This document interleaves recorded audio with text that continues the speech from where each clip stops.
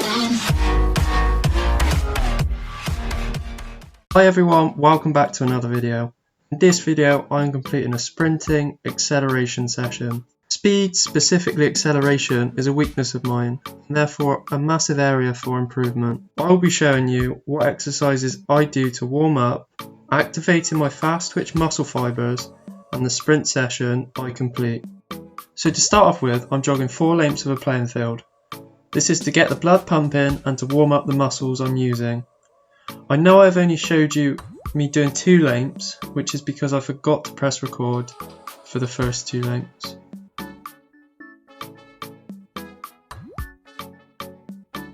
So the first drill I'm doing are called bunny jumps, which are great for activating your calves, making sure I stay on the balls of my feet. The next exercise is high knees, making sure I try to keep that core engaged, and this is great for explosive power. This next drill is called heel flicks. Heel flicks is a great dynamic stretch, which may help you increase the speed of hamstring contractions and therefore will help you to run faster. This drill is called squat jumps. A key point here is to notice that my arms are crossed so that all the power is coming from my legs and I'm not getting any momentum from my upper body. This drill is called wall sprints or fence sprints, which is great for leg drive and explosive power. This first set is alternating legs, which is more focused on the leg drive. This second set is targeting reactive explosive power, trying to minimize the length of time my foot is touching the ground.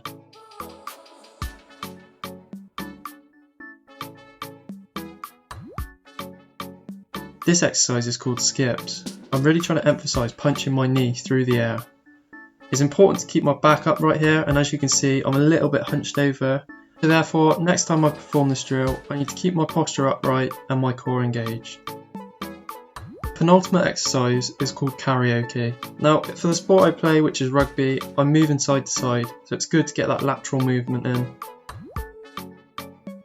This final drill is called lateral high knees and is again another lateral movement, which is great for trying to maintain speed whilst moving laterally if you're trying to beat a defender in sports like rugby and football.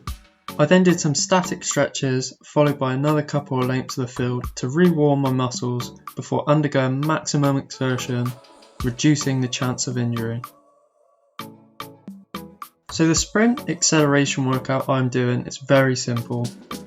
I'm completing 4 lots of 10 meter sprints, 4 lots of 20 meter sprints and 4 lots of 30 meter sprints, making sure I'm covering the short acceleration bursts and the more longer distance sprints.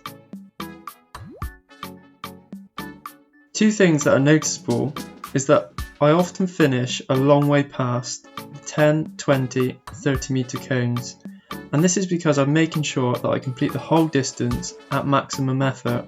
For example, if you're in a 100 meter sprint, you wouldn't slow down before the line, so therefore why would it be any different in training? In order to excel at sports, you need to create a mindset that you train harder than you play. Therefore, you need to be pushing yourself to a harder extent than what you would be doing in a match situation. This is in order to improve and get better and keep pushing yourself and challenging yourself to accomplish bigger and better achievements. The second noticeable thing is that I'm walking back after each repetition, and I'm doing this for a couple of reasons. The first reason is that it gives sufficient rest between reps. The second reason is so there's less chance of my muscles seizing up. It keeps my muscles moving, keeping them warm, which means there's less chance of injury. Lastly, the third reason is because pumping the blood flushes out the lactic acid, which means there's less chance for me cramping up, causing me a lot of pain and therefore potentially hindering me from completing the workout at my maximum exertion. When doing this sprinting exercise, there are some key points that I'm trying to keep in my head and focus on. The first key point is leg drive. My biggest issue with sprinting and accelerating is that I tend to overstride and I don't force my foot down. The fence drill that I showed you earlier is a brilliant exercise for exploding my foot into the ground. and trying to get that power and drive forward. The next key point I'm trying to focus on is my arm drive.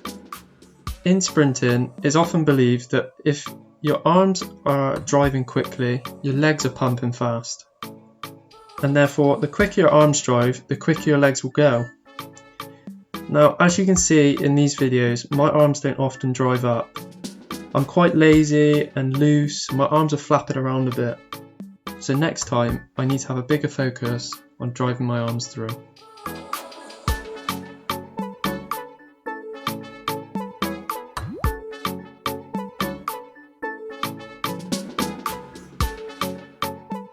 The last key point that I'm trying to focus on is keeping my core engaged. I often have a tendency to lean too far forward when I'm starting the sprint, and then when I get into full stride, leaning too far back, hence why I struggle forcing the foot down and getting that leg drive.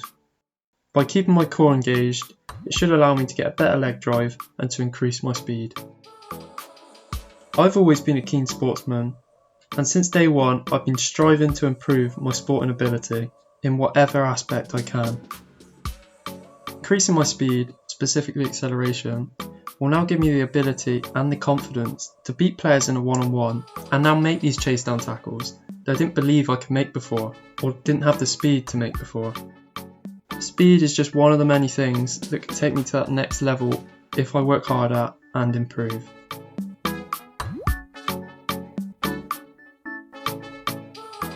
As I'm completing my last repetition, just thought I'd finish off the video by showing you a few clips of some of the kicking that I did after the session. Enjoy!